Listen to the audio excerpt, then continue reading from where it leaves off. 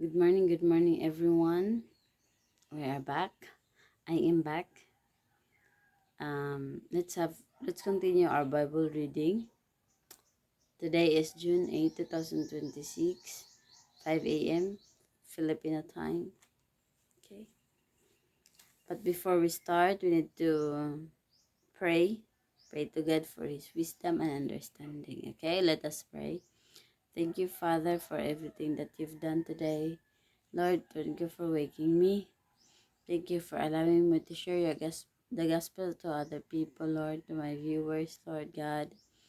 I pray that they will open their heart, their mind, that they will understand the teaching for today, Lord.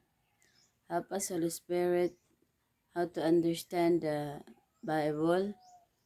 Uh, Give us the knowledge, Father God, spirit of knowledge, Lord, so that we can easily apply it on ourselves, apply it to other people, Father God. Hallelujah. Lord, as we read the Bible, as the others don't have the Bible, please help them bear with me and allow them to understand or see to it that they will also apply it in themselves and they will seek you, Lord God, deeper.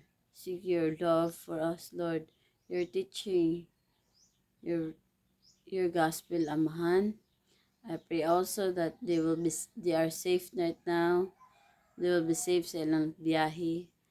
I pray that they will have good health, good relationship with their family, with their siblings, with their children. I pray also that they will gonna love each other just how you love us, Father God. Hallelujah. Thank you for everything, Lord. Today is the first day of school in our country, I think, all over. Uh, I pray that they will be safe, Lord. I hope that they can provide the needs of their kids as they go to school. Father, help us strengthen our mind, our body, so that we can do our part to share your gospel. Father God, help us in every dealings we have. Hallelujah. Please forgive us from our sins and we deliver ourselves to you. In Jesus' name, amen. Hallelujah. Thank you. Did you follow? Thank you, Lord God. Thank you, Lord. My Bible here is KJV, King James Version, Parallel, English, and Bisaya. So if you don't have Bible, you can order online. Sa Shopee man ko nag-order ni Ani. Ang gani na pa. So, let's read in the book of Timothy. 2 Timothy chapter 3. 2 Timothy chapter 3. Check your Bible.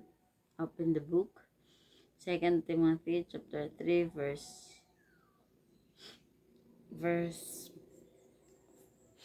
15 to 15 to 17.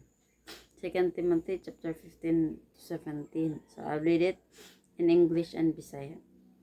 15. And that from a child thou hast known the holy scriptures, which are able to make thee wise unto salvation, through faith which is in Christ Jesus. 16. All scripture is given by inspiration of God, and is profitable for doctrine, for reproof, for correction, for instruction in righteousness. 17. That the man of God may be perfect, thoroughly furnished unto all good works. In Bisaya, kundi makaya. Og nasukad sa imong pagkabata, ikaw nakasabot na sa balaan nga kasulatan nga makagagahom sa pagtudlo kanimo ngadto sa kaluwasan pinaagi sa pagtuo kang Kristo Jesus. Hallelujah. So, I can say my testimony is my child. When he was just months, I think months, 8 months or 9 months, when I sing or the worship song, sing from God, lyrics from God's song, he hands up 2 hands with his 2 hands, while on the duyan. He's in the duyan hammock. While he's in the hammock, I was hands up when I sing the song for God. And then I really appreciate it, and I am amazed that even the child has known God. He already known Jesus Christ, even if he doesn't hear the gospel yet. The God itself allowing him, putting it in his mind that the one who creates him is God. The one who gives him the Spirit is God. He created us. Okay? In His own image. So, ang doctrine ng Ginoo, gihatag na sa ato. Bata pa ta, wala pa tayo kamuwang-muwang, pero naana si Jesus Christ. Gipailan na kita. Gipailan niya ang iya kaugalingon sa ato.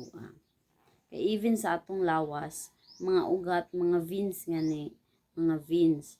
The lungs we have is the structure. The lungs itself, according sa online ako na-check is, the God crucifixion, bali, si God na tong na time na na-crucify siya. So, ang lungs nato is like this, esophagus, then lungs diha. So, mara siya ng cross. Mara siya ng cross na sign. And then, sa aton DNA, nakabutang dito ang Yeshua, or ang Yahweh. Yahweh nakabutang dito mga symbol according sa mga Greek na hiskutanan. And then sa atong mga veins, just like in the trees related sa nature na hinimo ng Jesus Christ na ang mga sanga, just like our veins in the body. Hallelujah. If we inhale also, that time, paggawas, that's what God has made us. So we don't need to forget God is the one who created us. Hallelujah. 16. Ang tibuok nga kasulatan gitugas sa Dios ug may kapuslanan alang sa pagpanudlo, alang sa pagpamadlong, alang sa pagpanulid ug alang sa pagmatuto sa pagkamatarong. So in the Bible, there is the correction. So God is correcting our mistakes, our moral na mali. Okay.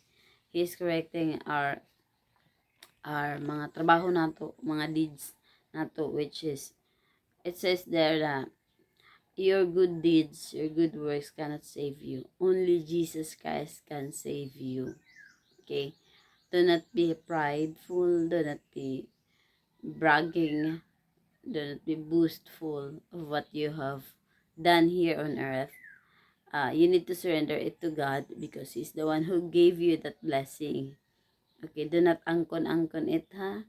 Because you're not the one who gave it. Only God gave you the grace to share it to others. Okay? Just what like Pastor from the Jao ministry yesterday at the Mass. So he declares that, I am blessed. I am able to pautang my neighbor. I have money given by God. I have this grace. I have this grace from God that you need to share to others, because that grace also, another is, if you have promised God that if you are in trouble, then you promise God, if you will help me, I will give you this, I will give you that. God gave you that blessing. God already gave you what you prayed. And then to find out when you are in that area, like, Lord, I pray that I will have a work, madawat ko sa work na ako. And then, few days, you are hired. And then, you promise to God that you will donate, you will give tithes for the church. But when you are in the work, at work, you didn't give tithes. You forgot God. You forgot your promise. And then God will make it, will kanang ipahibaw sa imo, ipa-remind sa imo that, oops, your promise wala na hitabo. So kailangan gid na what you have promised to God, because you are promising to God, it's a sin if you do not, it's a sin, ha, if you do not yung dili nimo tumano ng imong saad. So mo dinhi sa chapter 16 na dinhi badlungon kita sa atong mga sayop.